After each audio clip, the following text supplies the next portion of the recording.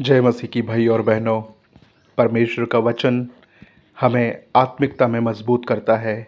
आज हम रोमियो की किताब उसके 8वें अध्याय के पहले वचन से मनन करेंगे और सचमुच में यहाँ पे बहुत ही खूबसूरत बात लिखी है। हम पढ़ते हैं, अतः अब जो मसीह यीशु में है उन पर दंड की आज्ञा नहीं, क्योंकि वे शरीर के अनुसार नहीं वरन आत्मा के अनुसार चलते हैं।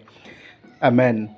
परमेश्वर का वचन कितनी स्पष्टता से हमें ये बात सिखाता है कि अब हमारे ऊपर दंड की आज्ञा नहीं है, यानी कि हमारे ऊपर शैतान का कोई भी अधिकार या शैतान का कोई भी हमारे ऊपर दाव नहीं चलेगा, क्योंकि हम शरीर के अनुसार नहीं आत्मा के अनुसार चलते हैं। आत्मा के अनुसार चलने का मतलब है आप प्रभु के वचन पर चलते हो।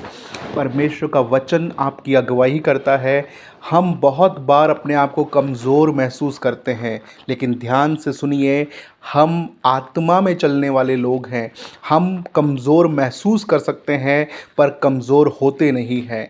हम बहुत बार निर्बल महसूस तो कर सकते हैं पर हम निर्बल होते नहीं हैं, क्योंकि पवित्र आत्मा हमारे हृदय में, हमारे शरीर में, हमारी आत्मा में वो बसा हुआ है। और जब पवित्र आत्मा हम में है तो हम कमज़ोर नहीं हो सकते।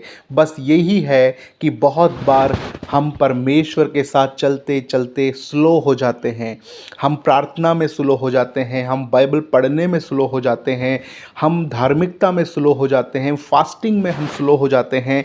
इसलिए हमें कमज़ोरी महसूस होती है, इसलिए हमें महसूस होता है कि हम आत्मा में मजबूत नहीं हैं या हम वीक हो गए हैं। लेकिन देखिए, शक्ति का स्रोत तो आपके अंदर ही है, पवित्र आत्मा तो आपके अंदर ही है, सारी सामर्थ का कर्ता आपके अंदर ही है। आप कमज़ोर नहीं हो सकते। लेकिन जब आप परमेश्वर के वचनों को अंगीकार करना शुरू करते हैं, जब आप प्रार्थनाओं को करना स्टार्ट करते हैं। देखिए, प्रार्थना एक जगह पे बैठ के करने वाली चीज़ है, पर आप चलते फिरते अपना काम करते समय अपने मुंह में गुनगुनाते रह सकते हैं, अपने मन में उस प्रार्थना को दोहराते रह सकते हैं और आप आत्मिकता में तब भी बढ़ रहे होते हैं।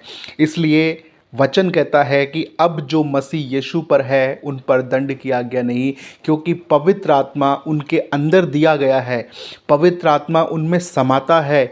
आप एक मंदिर हैं, आप परमेश्वर के मंदिर हैं, क्योंकि परमेश्वर का आत्मा आपके अंदर विराजमान है। इसलिए अपने आप को निराश मत होने दो, शैतान की बातों को अपने ऊपर हावी मत होने दो, क्योंकि शैतान आपसे कहता है कि आप कमज़ोर हैं, आप परमेश्वर से दूर हो गए हैं, परमेश्वर ने तुम्हें छोड़ दिया है, परमेश्वर ने तुम्हें त्याग दिया है।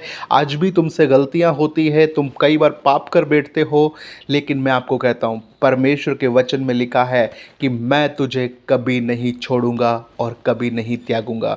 आपकी कैसी भी हालात हों, कैसी भी परिस्थितियां हो, परमेश्वर आपको त्यागता नहीं है, परमेश्वर छोड़ता नहीं है, लेकिन वो आपको फिर से नया बनाता है। इसलिए हमें अपना आत्मिक जीवन को संभालने की आवश्यकता है। आत्मिक जीवन को हमें परमेश्वर के करीबी में जीना ज़रूरी है। हम परमेश्वर से दूर जाकर नहीं कर सकते। इसलिए आत्मा में बलवंत रहें। Praise the Lord.